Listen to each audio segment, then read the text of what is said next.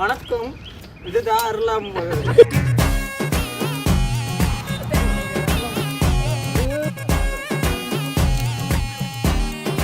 അല്ല ഗൈസ്, നമ്മളിന്ന് പോകാൻ പോകുന്നത് അരൽവായ് മൊഴി മലൈക്കോവിലാണ്. ഇതുപോലത്തെ കാഴ്ചകളാണ് നമ്മൾ റോഡിലൂടെ പോകുമ്പോൾ തന്നെ കാണുന്നത്. അരൽവായ് മൊഴി ജംഗ്ഷനിൽ നിന്ന് 700 മീറ്റർ മാറിയാണ് മലൈക്കോവിലിന്റെ സ്റ്റാർട്ടിംഗ് പോയിന്റ്. ഏകദേശം 2 മണിയായപ്പോഴാണ് നമ്മൾ സ്റ്റാർട്ട് ചെയ്തത്.